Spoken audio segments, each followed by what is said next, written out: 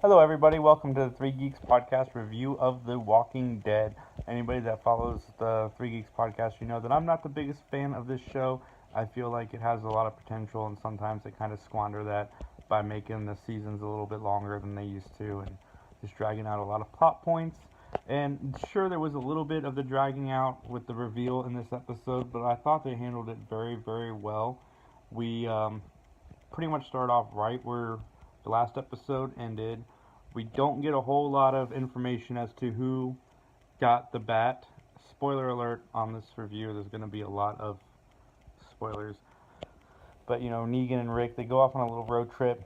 It's kind of, Negan's way of bringing Rick down a little bit more. Because as we saw in the last season, especially at the end, we saw a very confident Rick going into the final episode. Like, nothing can stop them. They can do this. And then you see it a little bit at the beginning of this episode where he's broken, but you don't really get the sheer like how bad he's broken until the final moments of this episode because Negan not, not only you want to jump in on this? I got my wife with me. You want to tell the people what you thought about the episode?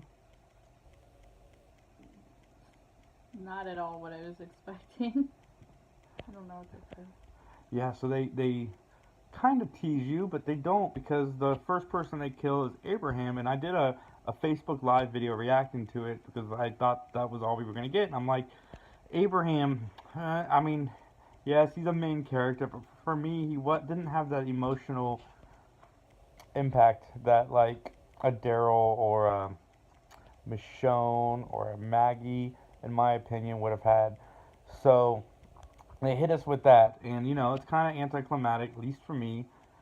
And then, we get to see some more of the interactions with Negan and Rick, and then we get another flashback to that very sequence, and Glenn gets hit by the bat. And as somebody who was hating on Glenn being at the receiving end of the attack in this show, I thought the way that they handled it was actually done really well. They've teased us with Glenn dying so many times in this show that I didn't think it would have an impact to see it again. Yay, it's Glenn dying again. But with the whole Abraham, again, not a fake out, but I want to call it a fake out because it's kind of what it was. It was a misdirect to make you think that that was it, that that's all we were going to get. But then Glenn gets the bat, and the emotion and the shock that came from that moment that I really didn't think the show could capture, they definitely captured it, and they did it very, very well. They caught all of the emotional impact that all of these characters were feeling and going through in this episode very, very well. You see, so at the end, Negan wasn't fully convinced that Rick had completely understood what was going on to the point where he had Rick, he brings Carl over to him and, uses his belt to kind of cut off the circulation to the arm and gives Rick the axe and draws a line on Carl's arm and says, "You need to cut his arm off or I will start shooting your people." After some hesitation, they get to one and Carl says, "Dad, just do it." Rick lifts up the axe to chop off his arm, and Negan actually stops it, and you can just see the total look of defeat in Rick's eyes, the sheer loss of everything that he had built up in the previous season. That so much so that I am really excited to go into this season of the show, probably more than I have been since season two.